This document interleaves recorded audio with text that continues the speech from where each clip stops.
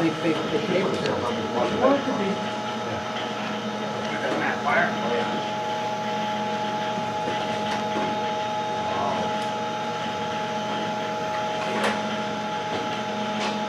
Just take it right out. Just put it on the bottom.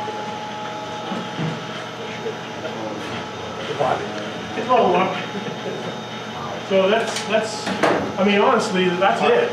I mean, think about that for a second. It's a 500,000 BTU boiler that we just tore down in, well, a couple of minutes, right? I mean, we talked about it, so. It's pretty clean. It's actually, yeah. For 2 years, it's pretty good. They're usually heavier than that? Oh yeah, well normally when like after 5 years, if you don't clean them, the efficiency starts to drop off like a rock. Right. And you start getting, temperature issues and stuff like that.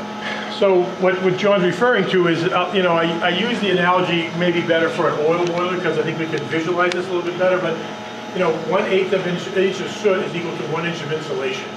So if you don't clean an oil boiler over a period of time and the burner runs shitty, either combustion air is shitty, either the fuel quality isn't there or the combustion air isn't there, so the soot starts to build.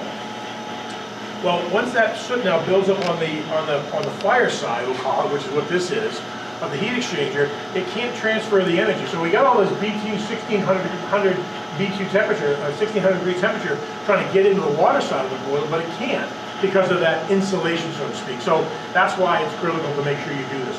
So people say, because yearly, the manual asks for the boilers to be serviced yearly. People say, geez, we have to do it every year?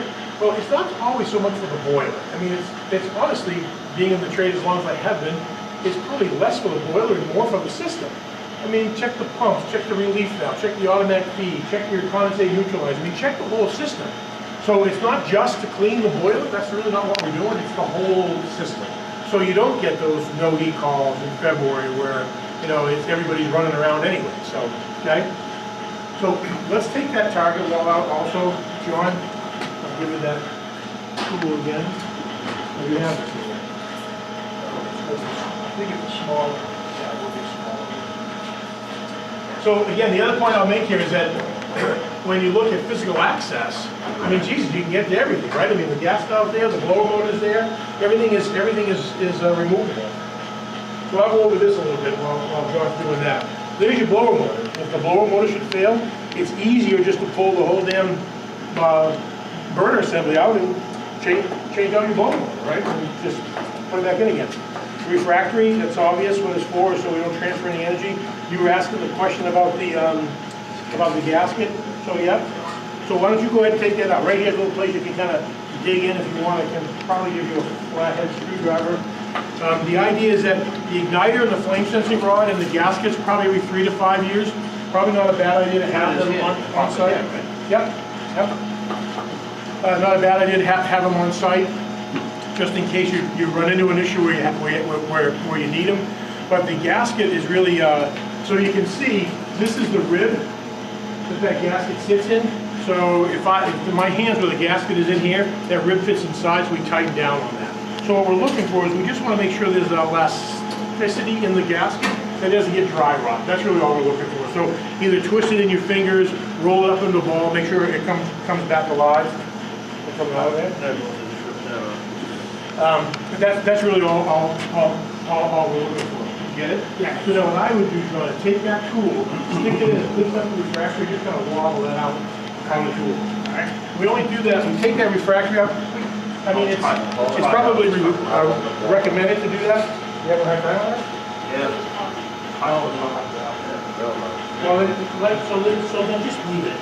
So that's part of the first thing I should have said is, when you know you're going to service these boilers, like this, yeah, shut them off. Or at least let one or two or one side while you get, because you got to keep it running. Yeah, you should. Well, can we shut them off? Let's get them off. You shut this side first. That's a good idea. And so when you get to this one, before you put this one back online, shut those off. Just because it's going to make it a lot easier for you to service. Or even have a pair of leather belts back around. Is it a Phillips head? Oh,